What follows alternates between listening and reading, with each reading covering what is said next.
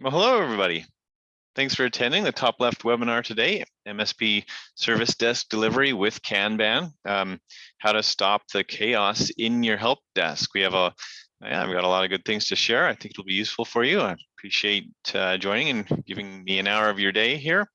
And I'm going to tell you a little bit about where we came from, some of how we came out of an MSP, which at sometimes was pretty chaotic. So we learned a thing or two, and I want to share that with you.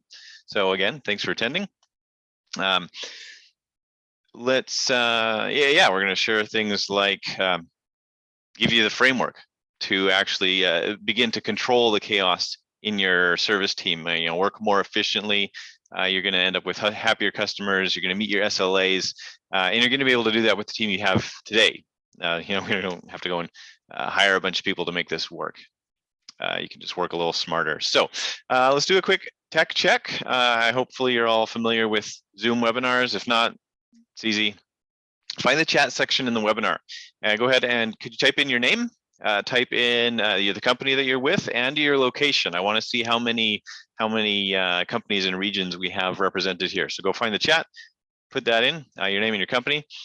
And while you're doing that, I'll introduce myself a little more. So again, my name is Matt Fox. I am in charge of the top left unit of Kerkhoff Technologies. That is an MSP based in around the Vancouver, British Columbia area since about 2007.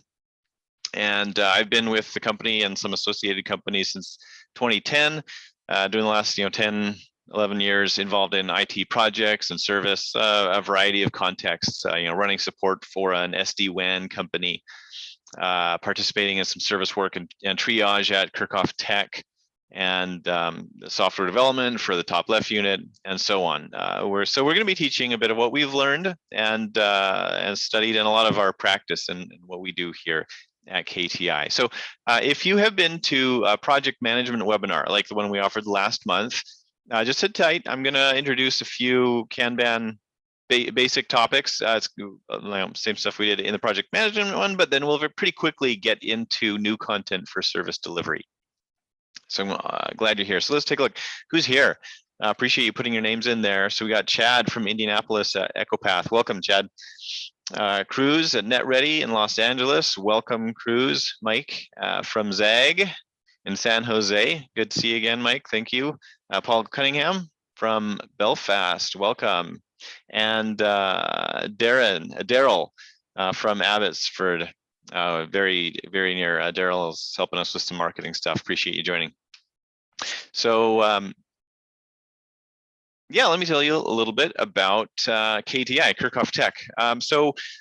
We used one of the two traditional service delivery models, I should say. I'll introduce that. Oh yeah, I actually got a slide here. So this is us some time ago, actually.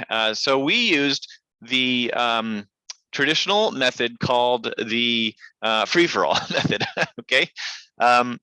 This is where, so in the free-for-all service delivery management model, if you tracked the life cycle of a ticket from start to finish, it would probably go through a lot of intermediate statuses, okay? It starts at new, it ends at complete, but in between, it's all over the place. It goes, somebody pulls it to in progress, somebody puts it to in waiting, probably back to in progress, back to waiting. Somebody says, some manager comes in and says, is it done yet? So it goes to done yet status.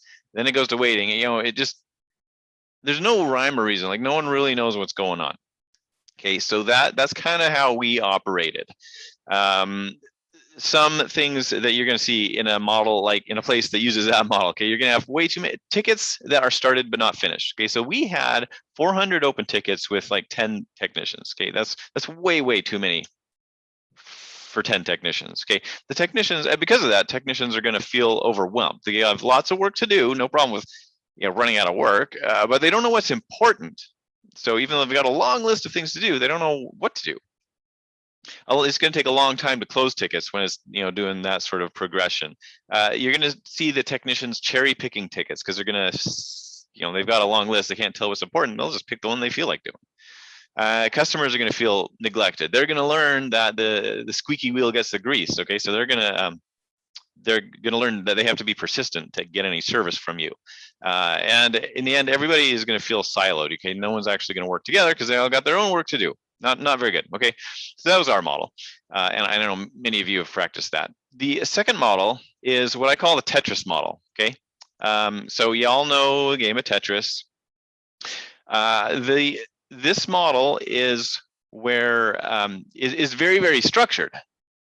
In fact, it's a bit too structured. Okay, so what happens when a new ticket comes in, a dispatcher has a role to take the ticket, say like, how long is this going to take? Does it require any special skills? And then which technician do I assign this to, and where can I put it in their calendar? Because everything ends up in their calendar. Okay, so that means they have to find a little spot in the calendar somewhere where this particular ticket will fit. Okay, and it's got to fit all around the other ones. Okay, and new stuff's going to come in all the time, and it's got to fit around that. Okay, so that's why I call it the Tetris method. Now, if you follow along, like ConnectWise has some practices that they teach. So they have names for this. This is what they teach.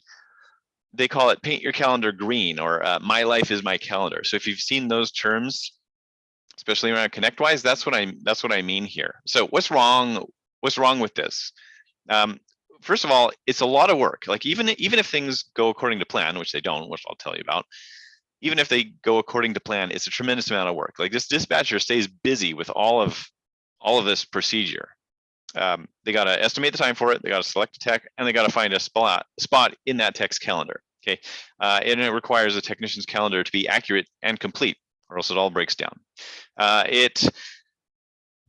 Second thing that's wrong is that it actually doesn't really help the customer for a lot of types of work. Not all types of work, but for a lot of work that an MSP does, the customer doesn't actually care what time of day this gets done. Like if it's something that a technician can fix on their own, doesn't have to bring in the customer for that, you don't need to put that in the calendar because the customer doesn't care. Okay, so it doesn't add value for the customer's perspective. And the third thing that's wrong with that is it's just very, very fragile. So it's kind of like Tetris, a little bit fragile. You do one thing wrong, it can break a lot of things. So that's the same with this model. Okay, so if, for example, if a ticket goes longer than the budget time, it budgeted an hour, it takes 90 minutes. I know that would never ever happen at your MSP, but it has been known to happen at some MSPs. So if that happens, the technician has one of two things is going to happen. Either the technician's going to they're going to stop actually before they get to the 90 minutes or whatever. They're going to obey the calendar and they're going to stop working on it, and they're going to go and see what does the calendar say to work on now. So they're going to be left with a half-finished ticket. Okay, so the ticket's going to have to be rescheduled into the calendar, and the customer is not going to get any of that value. Even though it might be the ticket might be 2/3 solved, but the customer doesn't know anything. As far as the customer is concerned, it's not 2/3 solved. It's not solved at all. So the customer doesn't see the value there, and it still has to be rescheduled. Okay, or the technician is going to just continue working on that. They're going to ignore the calendar. They're just going to keep working on that ticket till it's done. And in that case, at least the customer is going to see the solution, but it's going to impact the rest of the day. Even to tomorrow or the next day, if that's how far out you schedule. So it's going to require a lot of rescheduling of stuff because the technician's now taken 90 minutes when the calendar said 60 minutes. And so it's a lot of work, either for the technician, for the dispatcher, or whatever. So those are some of the disadvantages. So basically, this model is just a tremendous amount of work. You end up with a super tightly wound system, and things are always kind of going wrong. It's just a lot of work, and the customer doesn't actually get too much value out of it. So Tetris, fun game, not for managing your work. Now, I'll say this a couple times because I want to be clear. A certain work does need to be in the calendar. Okay, so I'm not going to say that MSPs should never use a calendar for anything. Okay, like for things that need to be coordinated with a customer, like you're going to remote in at a certain time, or you're going to be on site at a certain time, or there's going to be an outage at a certain time or something. Those need to be in the calendar. Okay, and then the customer is actually getting value out of that because they need to meet with the technician to solve the issue. So definitely keep using the calendar for that. Use the dispatch portal if you want to. But then the customer is actually getting value. Okay, and we still have lots of free time in the calendar to do all the other work, which I will tell you about. Anyway, those are the two models. Back to KTI. So we were, free-for-all model. I say things were chaotic despite the fact that we were using a PSA. It's not like we didn't have all the data. We are ConnectWise users. Okay, so the tickets had sufficient data. They had decent summaries, descriptions, notes, time entries, and so on. So, but that didn't solve the problem, right? So we learned there's more to it than just having the right data in the PSA. And we work now with a lot of Autotask customers, and we find that they say the same thing. The PSAs are good at collecting the information, but not very good at helping you understand how to work with it.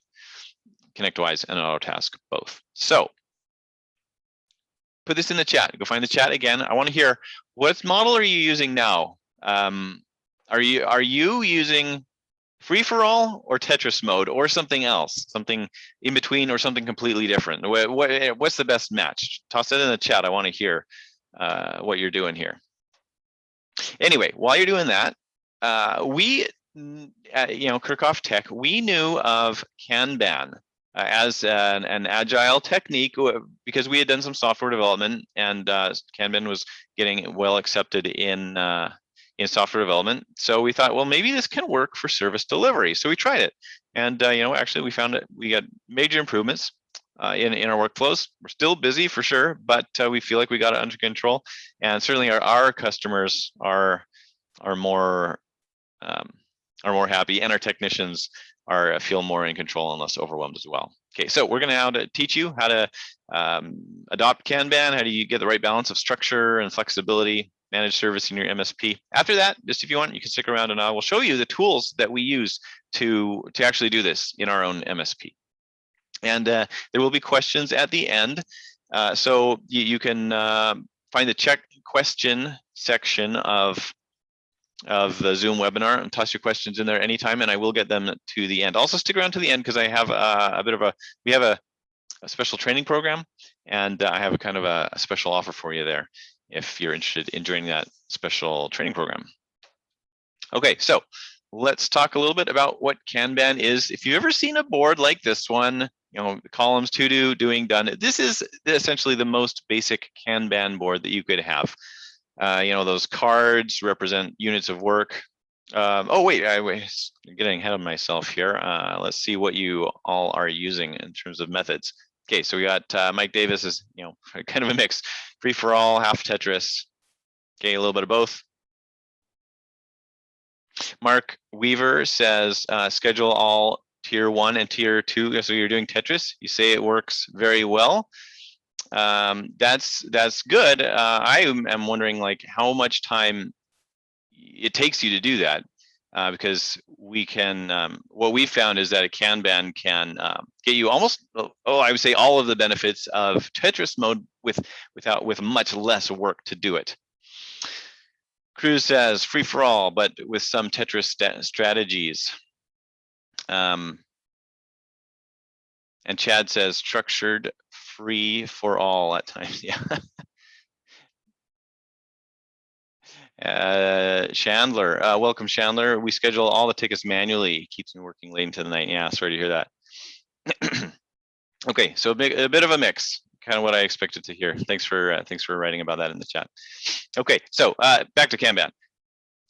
Now, since you may have seen this sort of board, and you might think, well, this is all there is to Kanban. Like it's just cards on a wall, and we move them around depending on what status they're in. Well, that's the most well-known part of Kanban, and some people may say it's the most useful, but that's not all there is to it. It's actually, Kanban is a set of pretty old ideas. Actually, they came out of Toyota automobile manufacturing in the 1940s. Okay, so it's an established system and set of ideas having to do with efficiency, reducing waste, and representing work visually. So actually, that's what Kanban means. A kan in Japanese, kan means visual, and ban means card. Okay, so and also one of the key insights is that we don't manage the workers. Okay, what we do is we manage the work.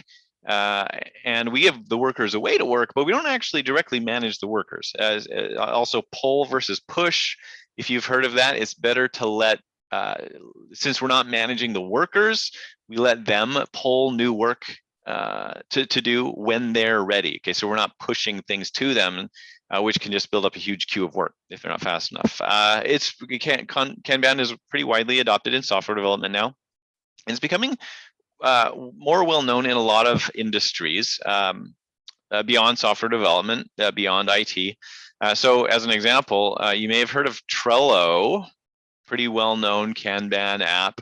Atlassian acquired them for, this is a number of years ago already, $425 million. That's a big deal for what's actually a pretty simple app.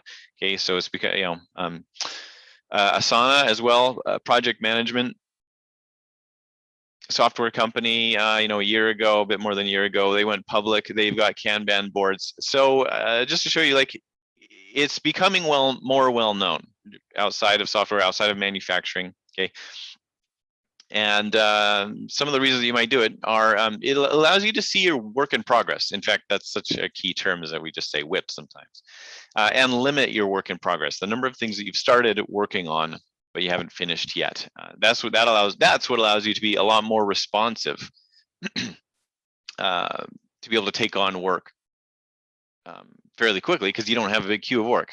Stops work from falling through the cracks because you see everything all in one area. That can improve your flow of work by identifying and addressing bottlenecks where work kind of piles up, the slow places in your workflow. It helps you, especially technicians, stop feeling overwhelmed, and it's one place to look at all of the work in the team. So it's a really great communications tool. And you can adopt it with small manageable changes. You don't need to go and immediately rewrite your entire workflow, retrain your people. We know that that's pretty challenging. So you can adopt this with small parts. Okay. So here now I will explain to you how you can start adopting Kanban for your service delivery and your help desk. Okay, so the first, you got some decisions to make before you actually start executing this. So you need to identify the key stages of your service pipeline. That probably maps pretty closely to the statuses of the tickets in your PSA right now. So if you're using software, each ticket has a status. The series of statuses is going to be the starting point for this. You're going to adapt or adopt a new triage method, because Kanban doesn't do away with the need for a triage process. And then you're going to select your dispatch method, which is one of the main things decisions that you need to do. Okay, and after that, I'll tell you how to actually how are we going to begin executing on this with our technicians. Okay, so let's talk about the pipeline stages. Okay, so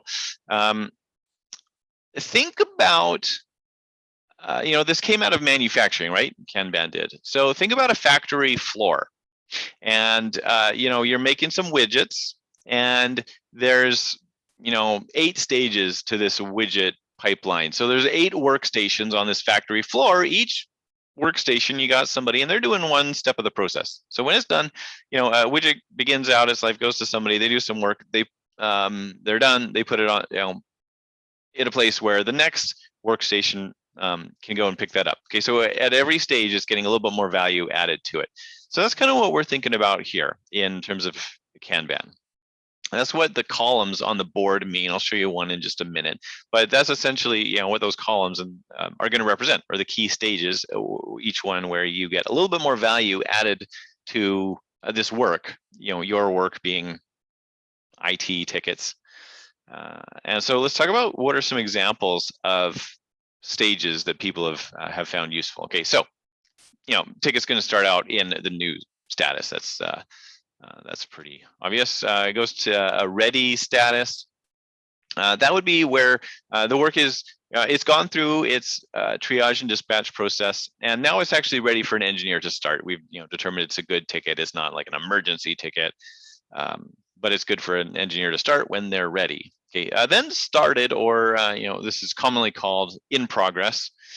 Now that is for showing everything that the engineers have started working already, and they could, they might not actually be working on it at this very moment, which is why I kind of prefer the word started compared to in progress.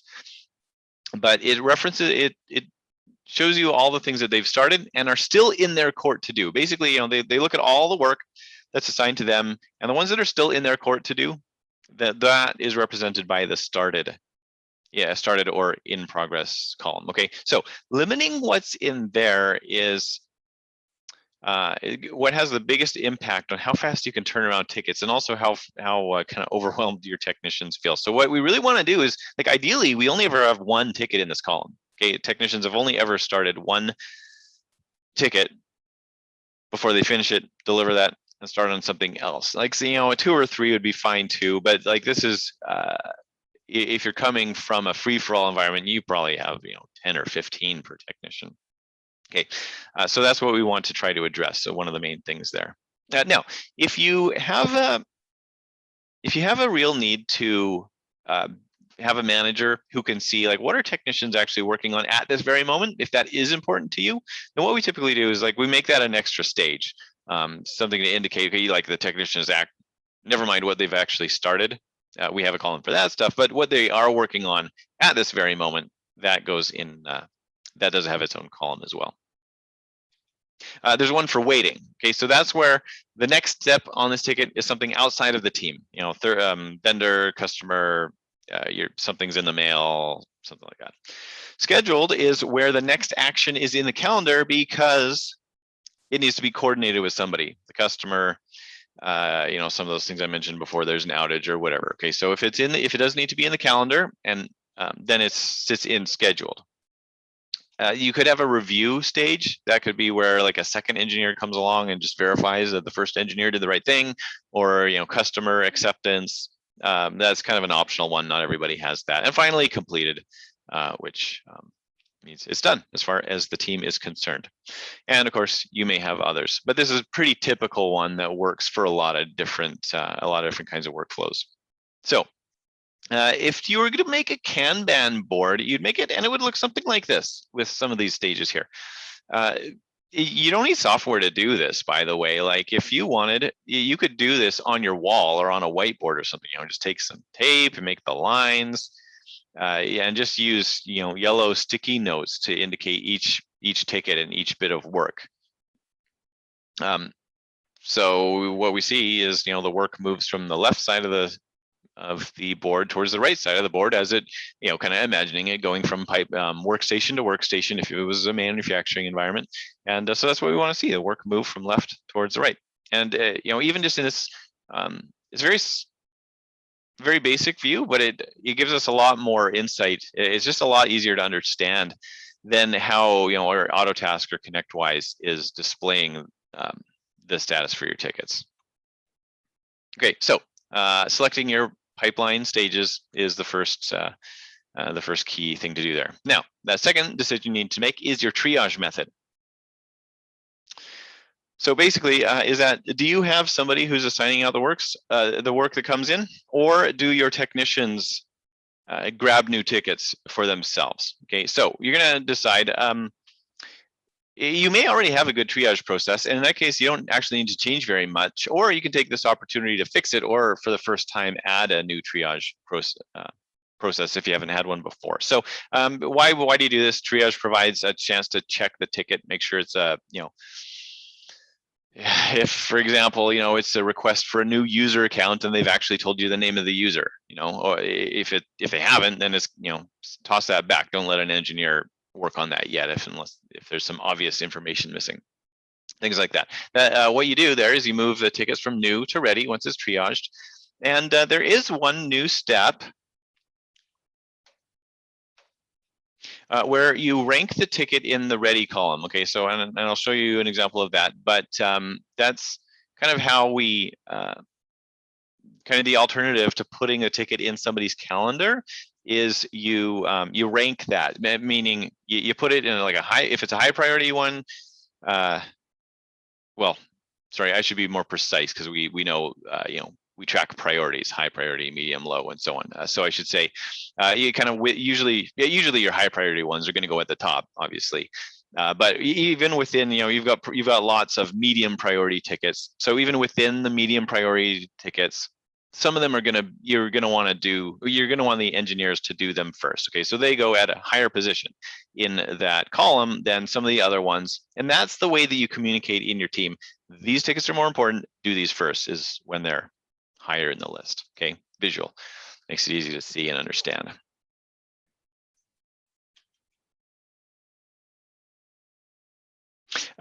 Chad, I see you asked, are these the more non-technical items on the ticket?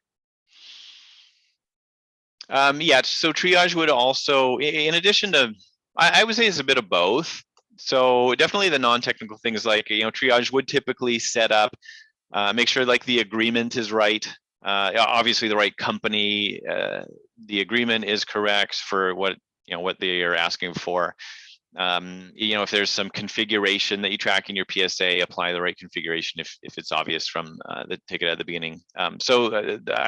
If I'm understanding you, those are kind of the non-technical things. Those are pretty typical parts of a triage process. More technical things. Yeah, I guess it could be like it might kind of depend on who is doing the triage process, because if some teams do have somebody doing triage who's actually doesn't have a lot of experience in IT knowledge. Okay, so they may not be able to recognize if a ticket is missing some obvious information. And in that case, it's going to have to go to the engineer, and then that's a reasonable choice to make if that's how you want to run things. Now, if you do have somebody who's doing the triage role, and they do have a technical background, and they can see obviously there's some technical bits missing, then they're welcome to toss that back before they assign it to or hand it over to another engineer, or say that ticket is ready. So it's really up to you.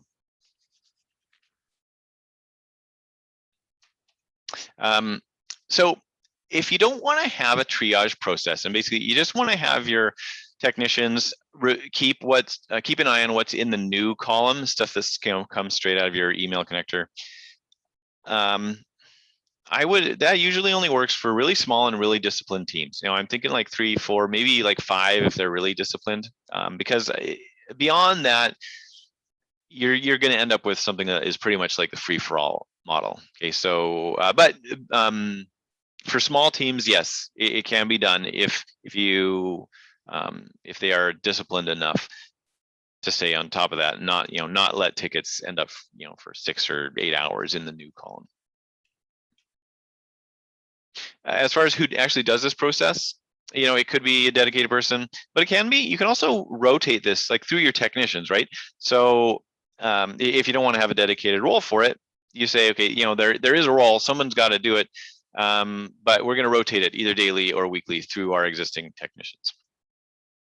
The next choice you're going to make is the dispatch method. Okay, so triage is making sure that it's a decent ticket. Also identifying emergency tickets so that we can actually like push those to people.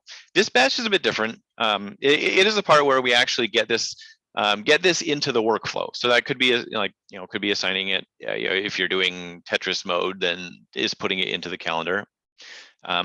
So there are 2 main choices. Well, you're going to choose from one of 2 main choices here, or actually you could mix them. I'll get to that. So the technician or the multiple queue mode is where you still assign tickets. When a ticket needs to be dispatched, you still assign it to a technician. So each technician is going to have their own queue of work they can see in advance, even things they haven't started on yet. You don't have to do that, though. You can form just a single queue, and all of the engineers pick from that single queue. Now, that has some advantages. I'll get to that. Now, so that you can kind of visualize this, you've probably all seen this.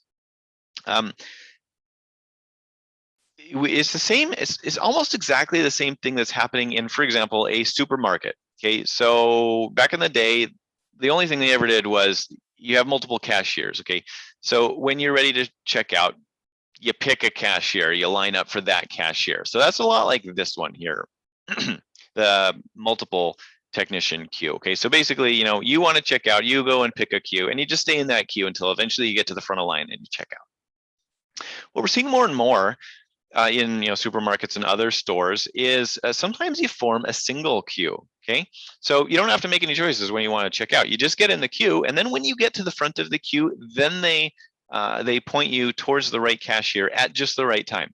Okay, overall, I'm going to say this is better. The single queue is better, but it's a bit more difficult to achieve.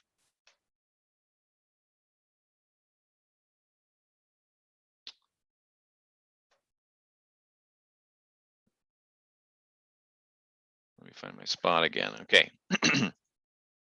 So some of the benefits of the technician queue are that you can have kind of like specialized technicians, okay? Meaning that if work comes in and you were like, this is obviously for a senior technician, our junior people aren't going to be able to do this, then you can assign that to the senior technician, okay? And stuff that comes in that's obviously more for a junior, that can get assigned to the junior. The team queue is better because it's more responsive on one hand. So basically, this the thing that's at the front of the line here, this is going to get started when any one of these technicians becomes free. So that's a bit different compared to this mode, where like considering this item here, it's at the front of the queue. When is it going to be started? Well, it's going to be started when this one is done. But what if this ticket's really hard? Like, what if it's unexpectedly complex and it takes 5 times as long as anybody was expecting? Well, that means that this whole queue gets held up. That's not the case with this sort of queue. Okay, so if maybe this ticket is the one that exploded, it's very difficult. That doesn't hold up all of this work, because this ticket is going to be started when any one of these engineers becomes free. So just the fact that we have one hard ticket right now doesn't slow down the entire queue. It's also more efficient because there's no need first of all, there's no need to actually assign it to anybody, so it saves work for the dispatcher, and it also doesn't need to be monitored as closely. Okay, because for the case that I said, hey, this ticket takes a long time, and maybe this one is a little bit urgent as well. So somebody's got to be watching over that. Either the technician or a service manager or dispatcher or somebody. So it takes a bit more monitoring to make sure that things aren't getting delayed. Whereas this one, it really doesn't matter. This queue is going to keep moving. Unless all of these engineers get blocked on something hard at once, but that's very unlikely. That's going to be very rare. Okay, so overall, it's more efficient. Now, I mentioned that you can mix these. So actually, a hybrid method is possible. Okay, so that would be where you assign that work, but only if it's something that requires some sort of specialized training or expertise. So if something comes in, you see, okay, this is obviously for a senior engineer, then you do assign that work to the senior engineer. If something comes in, you're like, okay, anybody can do this, then don't assign it. So you kind of have a mix. And what would happen then is that probably the junior engineers are working off of the common list, the single team queue. The senior engineers would work from their own queue, unless they empty out their own queue, and then they just begin to work from the main list as well. Now this is kind of like support tiers, okay, like Q1 and Q2. So if you have tiers already, then you might be doing something a bit like this already. But just kind of help you identify the elements of this that you might already be doing. What I would recommend, just broadly speaking, is that if it's easier to adopt the technician queue, having individual queues for each technician, even though it's not the best mode, but it's easier to adopt. So I would recommend, hey, adopt that now. You can always move towards the hybrid or the team method later. Okay, so this is what I'm talking about in terms of like Kanban being easy to adopt. Is that we don't need to get it perfect at the very beginning. Okay, we'll take some small, we'll make it one step better now by adopting, just adopting the technician queue, maybe like not scheduling things into the calendars anymore. That's an improvement. It doesn't have to be perfect. It is better than what we're doing now. So what would this actually look like here? In the technician queue, so then we okay, so tickets, we're gonna have like what we've done here is we've added what we call swim lanes to this Kanban board here, but it's just a horizontal lane. It groups the tickets. Here we're grouping it by who's assigned to it. So we've got a ticket swim lane for unassigned work, and then Alice and Bob, so that we can see very easily who's assigned to which ticket, or concerning a single ticket, who is it assigned to.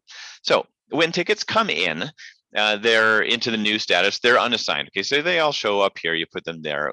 Then when you want to, you verify, you do triage, you get it, see it's good ticket, pop it over here into the ready column, and you put it into the members swim lane here. Okay, so then Alice can see, I've got a queue of ready work. Bob sees, okay, I've got my own queue of ready work.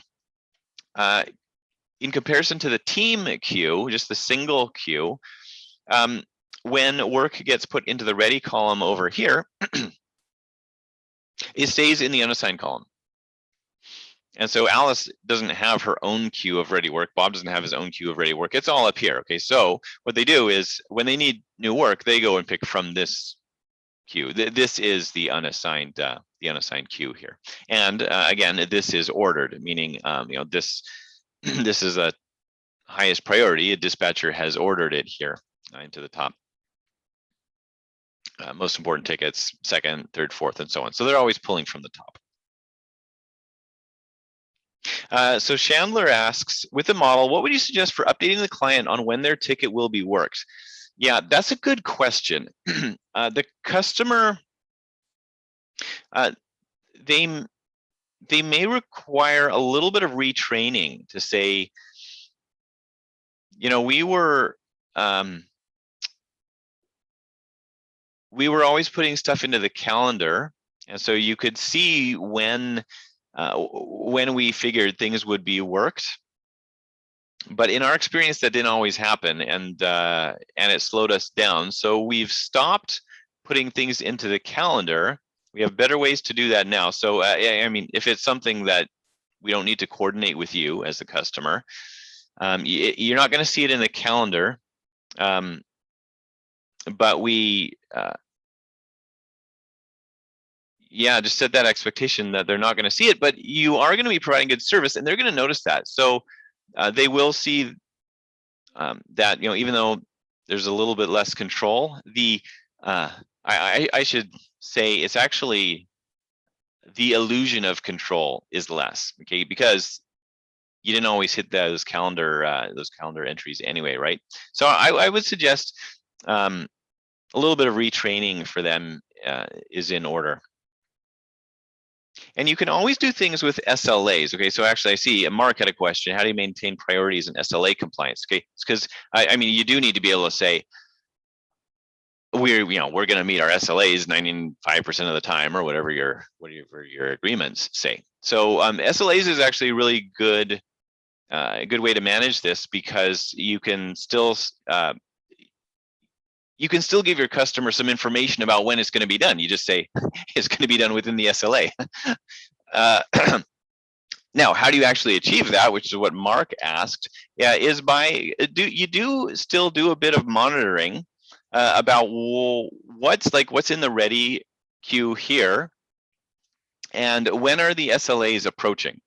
So as I said, the dispatcher is ordering this list here, like 1, 2, 3, 4. Now, one thing that they do need to watch for, as they're taking tickets out of new, putting them into ready, is they need to be aware of the SLAs happening there. So they're not going to, if something has an SLA that's approaching soon, they're not going to go and put it at the bottom of the list. They're going to put it at the top of the list, and that's the intended model here. And it doesn't.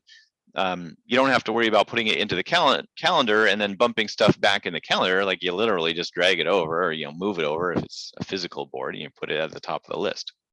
It automatically bumps everything down because when a technician is free, they're going to come and pick what's from the top. So that's how we handle priorities and SLA compliance, is by just making sure that the order of the tickets, whether that's in a ready, an individual queue here, or the member queues here, they're always in an order that makes sense based on the priorities and the SLAs. Now, as far as the software goes, if you're looking for Kanban software to automate sort of this, and I can say more about this later, but there is a way to actually automatically order things in this list by the SLA times or by the priorities. if you're going to be using the product that we offer. Okay, so I think I've said enough about how that works. Okay, so now how do we actually have the technicians work on this? Like this is, we've talked about the beginning stages of this, new, ready, and so on. A lot of work to kind of get to this stage. But now how do after this, waiting, scheduled, started, completed, this is stuff that the engineers mostly work on. Okay, so how do they actually work? Okay, well, this is how the technicians work. So the work always moves from left to right on the board. And maybe I shouldn't say always. It generally moves that. Basically, if it ever needs to move from the right to the left, that indicates a bit of a problem, something that didn't happen as ideally as it could. So the work is moving left to right. The workers, your technicians, they move from right to left on the board. Okay, so what they do is they start new work stuff from the ready column only when the started is empty and after they check the waiting column. I can explain more about that in a second. They take the top ticket from the ready column. We know it's at the top because the dispatcher put it at the top, and then they begin working on that. So basically, we know that the work moves from left to right, but the workers actually, they're mostly concerned with working anything that's closer to the completed side of the board, towards the right side of the board. So things that are completed, they're not going to worry about. We don't have to worry about that column. The things that are if anything is already started or in progress, the technicians should focus on those first. Okay, knock those out, get them over to completed, or if they can't be completed, bump them back to scheduled or waiting. Okay, so technician is going to, if there's nothing in started, technician is going to go one step towards the left. Okay, they're going to look in scheduled. Now, you actually don't need to keep your eye on scheduled too much if you're also watching your calendar. Okay, so just typically they just need to check their calendar every so often, see what's next in the calendar for those things that do need to be coordinated. And if they just keep that in mind, then they don't need to worry about watching this scheduled column too much. The waiting column, that also, you don't have to keep a super close eye on that. What the main thing you want to watch out for there is that things that were waiting, eventually they're gonna something's going to happen. Your customer is going to get back to you. The part's going to come in the mail. The vendor is going to make their change, whatever they need to do. So it's not going to be waiting anymore. It's going to be back into back into the technician's court to do. So they just need to watch for that. Like hopefully there'll be some sort of notification that, so they become aware, okay, it's not waiting, it's, we should put it back in started because it's in my court to do now. If the notification doesn't happen, they just, briefly review that, make sure that there's nothing in here in waiting that's actually available to work. So that's all they need to watch out for there. And then they look towards the ready column, because that's where they're going to find their next work to do. When there's nothing else that they can do on the board, they pull from the ready column. Okay, now that sounds like, I say when there's nothing else to do, so it sounds like they might not be taking out work very often, like things are going to go slow. But actually, when you get familiar with this, it actually goes really fast, because if a ticket takes, half an hour to do, well, then they're taking a new ticket from the top here every half an hour. So you can get through a good number of tickets every day. So in this example, Alice shouldn't really be starting new work, because she's still got 2 tickets that are started. These are in her court to do. She should focus on getting those done before she gets to any of these. However, Bob, right now at this moment, doesn't have anything in the started column, so he's good to go. He can pull off something from the ready column here. So they still observe their calendars. The thing is, though, that meetings and scheduled tickets, those are going to be the minority of the time now. So instead of if you're coming from Tetris mode, their calendars are not going to be totally full up with stuff anymore. Their calendars there's still going to be some things in them, but the bulk of the time is going to be free. So they use the bulk of that time, the free time, to work through their Kanban board. If you wish, you can assign the waiting tickets to one person for follow-up. Okay, maybe a service manager, dispatcher, or whoever. Okay, so some people do that. They don't want their technicians to have to worry about those tickets that need to be followed up. So you assign it to one role, that's fine. And then, as a service manager, dispatcher, then you just monitor for stuff. This is another part of the execution. So because you want to know about the problem tickets. Okay, what I've described mostly so far is the normal operation of the system, but we know that things, Kanban doesn't mean that all of your work always goes well. It just means that we can visualize it a lot better. But you still need to monitor for problems in the work itself. So that includes things like the due date versus the progress. So if there's a due date on that ticket and the progress isn't being made and it looks like that due date's not going to be met, okay, then service manager needs to take some sort of action there to make sure that we can achieve that due date. I would say the same thing about SLAs as well. The hours logged versus any budget or estimated hours. So you want to know about those tickets that are kind of blowing up. Ideally, you know it when they reach the estimated hours or even a little bit before. So deal with that if tickets are taking too much time. A long time in the column, you want to watch out for that too. Now, the definition of long is a bit different for each column. For example, something can sit in the waiting column probably for 7 days. That depends on a few things, but maybe up to 7 days, and it's still okay, right? But you wouldn't want something to sit in the started or in progress column for 7 days without worrying about it. Like things should be moving through the started column a lot faster than that. And if they don't, that requires a bit of follow-up to see, okay, why is this just sitting here? A long time without a time entry or a note. Okay, so if again, depending on what column it's in. So if something's in the started or in progress column, it's been 4 days without a time entry, then you want to know, okay, what's going on with that ticket. You want to monitor for bottlenecks, and then that's what you can see if you see one column and one, like if you're doing the member swim lane bit, if you see a lot of work in one single swim lane and column, that's a bottleneck. That means that's going to be slowing down a lot of that work. Typically in a service team, this is your senior engineers. This is totally typical. Every team has a problem like this. It seems like your senior engineers get a lot of the work and they become the bottleneck. So that means that any work that goes to the senior, any of your sort of more complicated work, is going to go slow because it's all got to go through the same person, same two people or whatever. So that's something that you want to monitor for. If that becomes your bottleneck, then you need to make some changes to reduce that.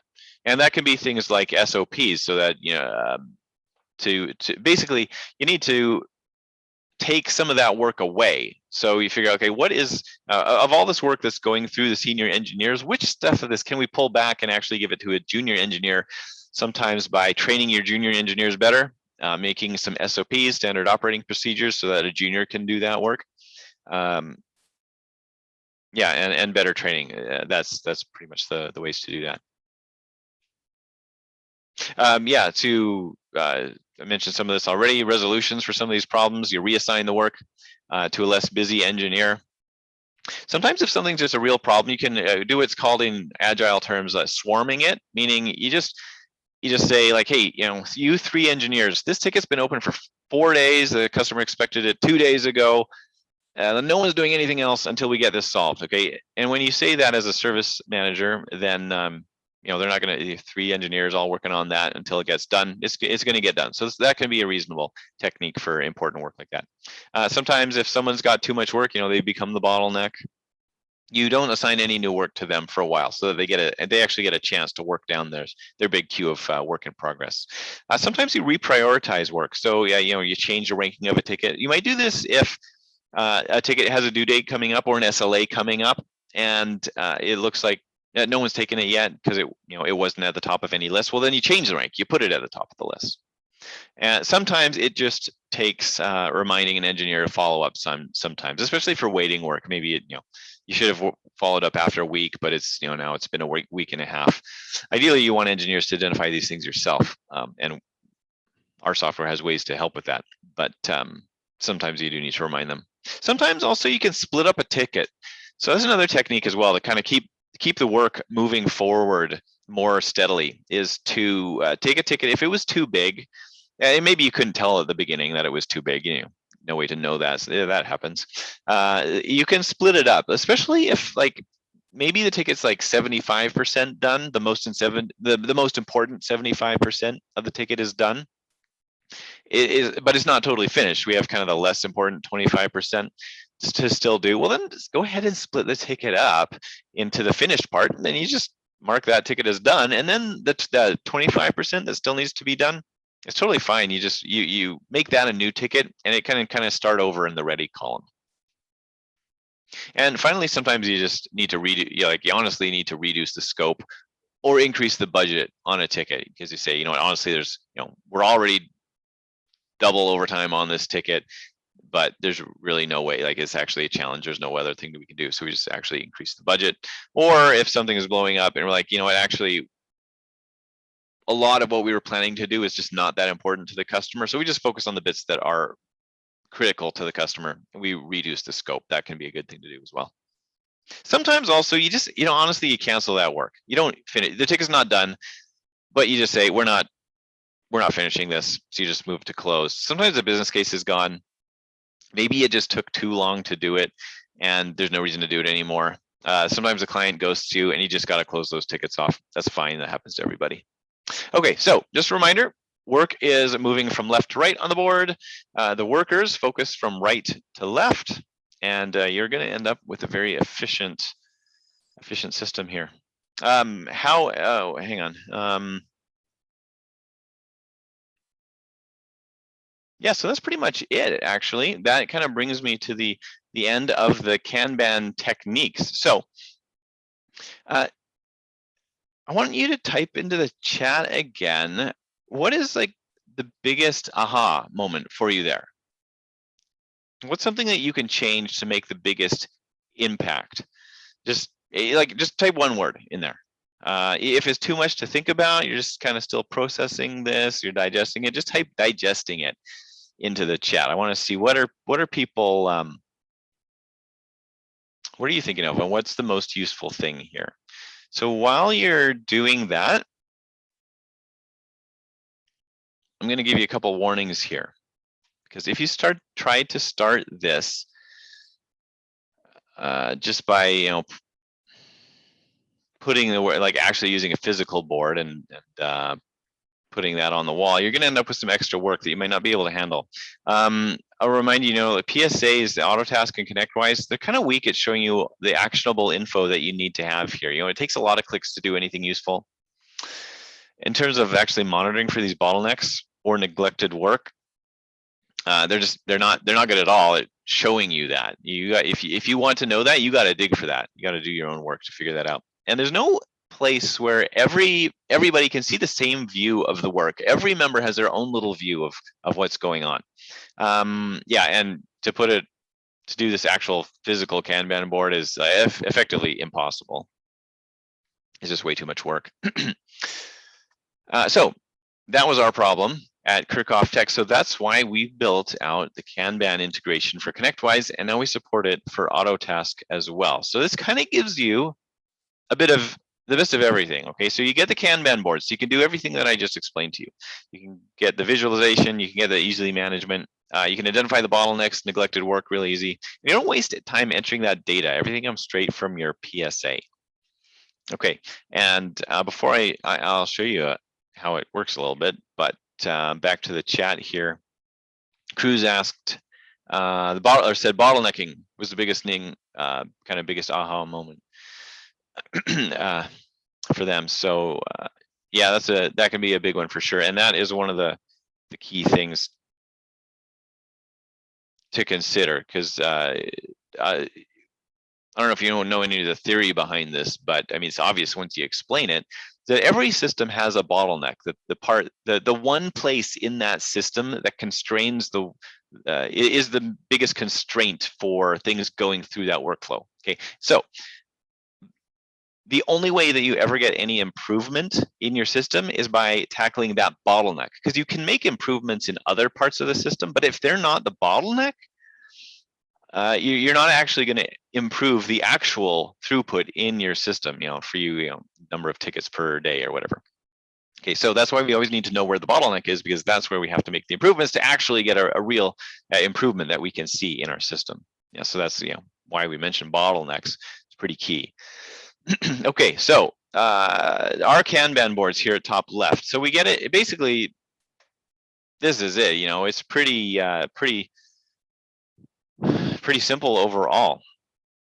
So all of this data comes straight out of ConnectWise or Autotask. There's no double entry. All we need is some API account credentials. The columns here are mapped into the statuses that already exist in your PSA. You know, your ticket statuses, you just say which statuses are in the new column, ready, scheduled, waiting, in progress. And of course, you can do whatever columns and names you want for the columns too. So you just drag and drop between the columns to change a ticket status. You can drag and drop up and down to reorder them. You can really easily see certain key information here on the cards, summary, assignments, how long it's been in the status, when was the last time entry or note, due date, logged hours versus budgeted hours. It's the same view for everybody. Your managers, your technicians can all have the same view, so great for communication, and it's really flexible too. Yeah, like I said, it's all configurable, so it doesn't have to be a really big investment to adopt this. You know, you can adopt it pretty easily without making big changes, and then you make small changes along the way to improve your own practices. Let me show you an example of the swim lane board. Okay, so here's where we show work by technician. So here we have got the swim lane for tickets that are not assigned. Makes that really clear to see. Then we have a swim lane here, for example, for Terry, swim lane here for Joseph. So just like I showed you in those examples before, it's really easy to see which work is assigned to which people and which work is not assigned at all. This is where you get the view of the bottleneck. Okay, because if you see here, like for example, say Terry had one ticket in progress. That's what we want to see, just one ticket there. And then Joseph's got 9 tickets is what it says there. Well, obviously our bottleneck then is Joseph and the in progress stuff that he's already started. He started too much and has not finished enough. So we gotta help him work down that work in progress. You may see the same thing too if someone has a huge queue of stuff they haven't started yet. Well, that says we need to have more capability. We got to be able to assign some of these tickets to other people, not just to the senior engineer. Okay, and think about how you would do this in your PSA. It's not at all obvious how you would go in and determine this information in ConnectWise or Autotask, but in top left like this, it's immediately apparent. We also help you identify that stuff. Like I mentioned, you have to monitor for certain problems, like when the SLA is due. Is it coming up on the due date? Has it been sitting in the status for too long? And so we help you monitor for that. So if there's a problem coming up, we tell you, kind of highlighted in an orange color, so you can say, okay, this is kind of getting into the sensitive stage here. If we don't do something with this ticket, we might blow through that SLA.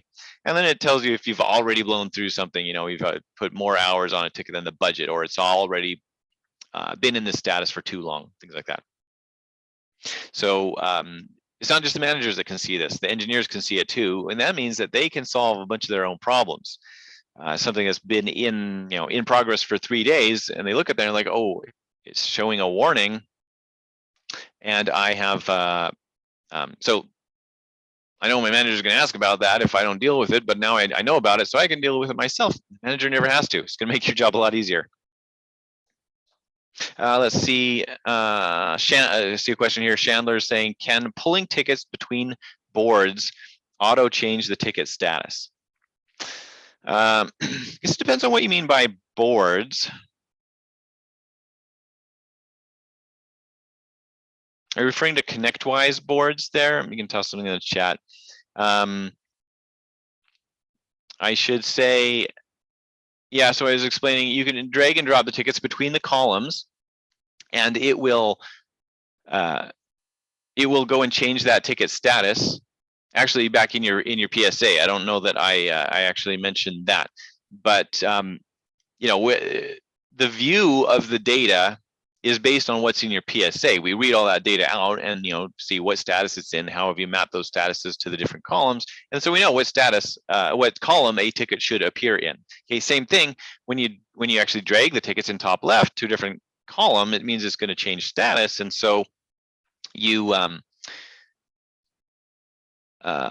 we'll actually, when you do that, we'll actually go and change that ticket in ConnectWise or Autotask for you. We'll update the status on that ticket. Now there are a couple of, at least in ConnectWise terms, there are boards and whatnot, and there are some ways to change the ConnectWise board that a ticket resides on. And when you do that in top left, when you change it, the ConnectWise board that a ticket lives on, then it is intelligent about like trying to match up the status. If it, if the new board has a status of the same name as the status on the old board, it'll try to figure that out for you.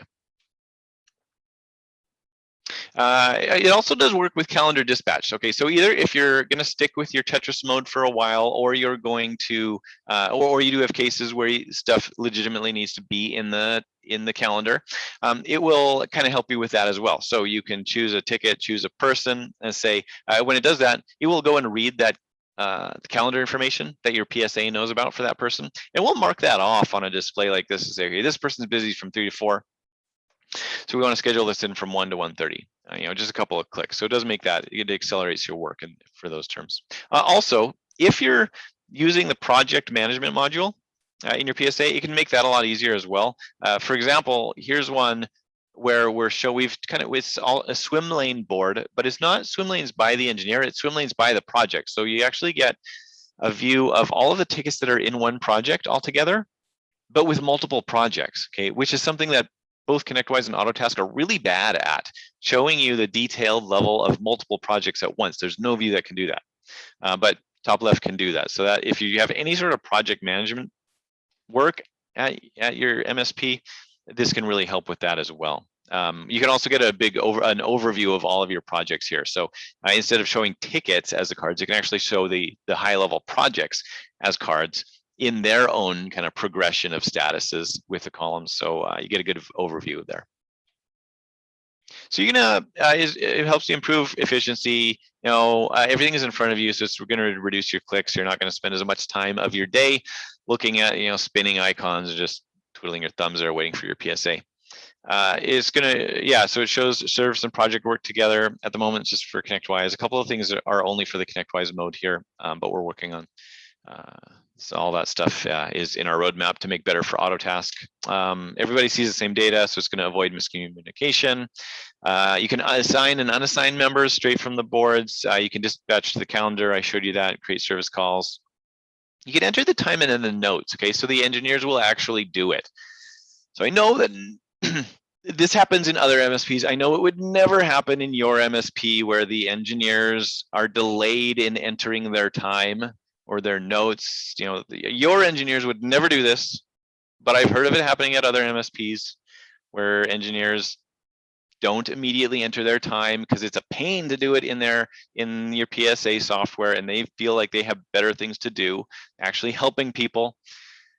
But top left makes it really easy. So they have no excuse. They can enter their time immediately. You can also do things like customizing the card appearance. That's one thing that's for ConnectWise right now. Set up kind of a rules engine so you can say, like, based on what I want, I'm going to customize these cards, give them a special background color, give them a border and things like that. You can also, on ConnectWise side, manage your sales opportunities and your activities. So there's a whole bunch of things that it can do. And other people have been really successful with it. Judy from Seidel Systems in Seattle says, absolutely seen improvement, visibility of work. They're using Kanban for a call every morning to discuss the work. They use Kanban for their huddles. And in 3 months, they improved from 18 block tickets down to 11 and 34 active tickets also down to 11. I want to show you just, this is the training that I briefly mentioned at the beginning. We know that sometimes it takes more work than, it takes more than a 1 hour webinar sometimes to understand how to implement something. So we created what we call the Completed Ticket Challenge, a 3-week boot camp for help you finish work before starting new work. Okay, so what this is, you get 4 guides in your inbox each week, video and text training. So it tells you exactly what you need to do that day for 3 weeks to start completing your work. So this is somebody who actually went through this. We tracked them. They reduced their work here over a period of 3 weeks, so they were happy with it. You get a weekly community call, so you can join us once a week with other MSPs who are doing this at the same time. You just talk about how things are going, and you ask questions and share what worked and what didn't work. and access to an online community. Okay, so this is a completed ticket challenge. Normally it's $199, but we want to offer it to you for $150 off. Okay, so we want to offer it to you for $50 if you do it before August 12th. This is for both prospective customers and existing customers as well, if you want to join this. So it's for 40. It was save 150, so it's $49. Okay, so there's the promo code webinar CTC 2107. You can find more information about it here. More details on what it includes. Okay, so this has helped a lot of MSPs. We want to make sure that you're able to do that. So for $49, you can join us. If you're a new customer, that actually includes the trial period for the software. So 4 weeks of this trial period for the software for $49. And you can start with that by going to this page here, topleft.team/schedule call, and you can join us there, and we'll talk to you about it, what's actually working or not working for you in your MSP, and show you all of the little bits that you want to see from the software before you start. Okay, so that's it. Brings us to our Q&A session. I'm just gonna put your questions in the chat or the questions section if you still have any. I'm just gonna browse through the questions here and see if I missed anything. If you do have any questions, post them now.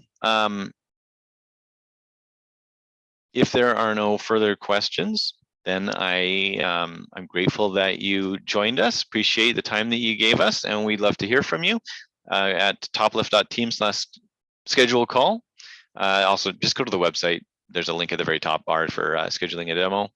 Or if you're an existing customer, you know how to get in touch with us. You can do the just email help@topleft.team, or you can join us on a weekly training session. We actually have 2 regularly scheduled training sessions now, mainly for existing customers. So we have it on a Tuesday and a Wednesday. If you go to our website and go down to the very bottom, there's a link there to the training sessions. You don't have to register in advance, just show up at the right time, a Zoom call, usually with me, and I can answer any of your questions. So dump those questions there in the chat. I'll just see if I have missed any.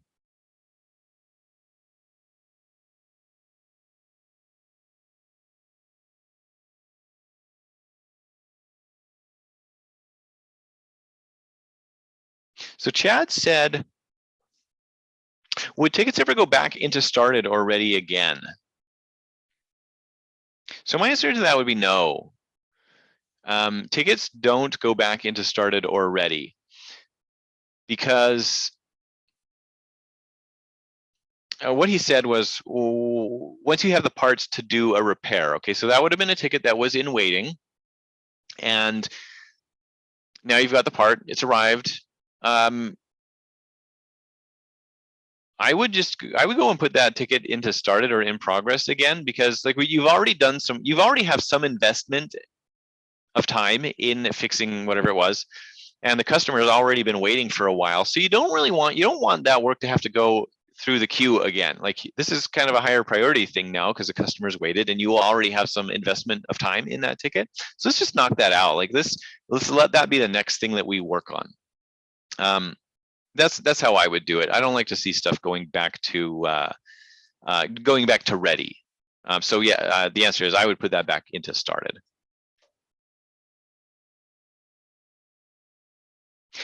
Cruz Cruz asked, when waiting is updated, it seems like it would move to the right on the board. Is an updated column used? Okay, yeah, interesting question. Yeah, and this is something that a number of people have asked about in terms of what happens, especially when the customer responds, because that's a pretty common case. You know, you want the customers are going to respond. What happens then? So it depends on how much visibility you want into those tickets. If it's not really a big deal, then you could just leave them in waiting, and you'll hopefully your technician will have gotten a notification that there's a response there, and they can go pull it out of waiting and put it in started. You can also have an automatic workflow in your PSA that moves it from waiting into started automatically. That's fine too. ConnectWise is a little bit better than Autotask in this regards, in that it actually has a way to, it actually has like a field on the ticket to say the customer has responded. And so in top left, we look at that field. And so it actually, your ticket gets a bold title automatically if the customer has responded. So there's a bit of visibility there. If also in the ConnectWise side, you can, we have the way to customize the card. So in addition to the bold title, you can give it a special background color. So it can be pretty visible when a customer has responded. Autotask, not quite so much. So what you might want to do in Autotask, and you can do this in ConnectWise too if you want, is have a workflow that when somebody responds, you put it into a different status. And then if you want that to be like super visible on the board, then yeah, you can have a column dedicated to updated stuff. Most of the time that column would be empty. But yeah, if you do want to emphasize that, and there are good reasons to emphasize it, then yes, you can certainly put it in its own status with its own column.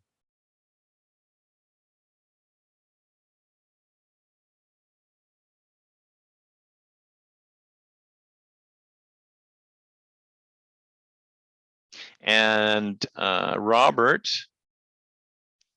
Stassi, looks like you've got a bit of a support request there. Swim lanes by team is not showing the expected lanes. ConnectWise backends. So Robert, I will. I'll be in touch. Okay, or I'll get our support guys to get in touch with you, and try to figure that out. So I appreciate your time. I don't see any other questions either in the chat or the questions part. So once again, you can sign up for the completed ticket challenge for that promo until August 12th. And I appreciate your time. Hope to see you again. You have a great day.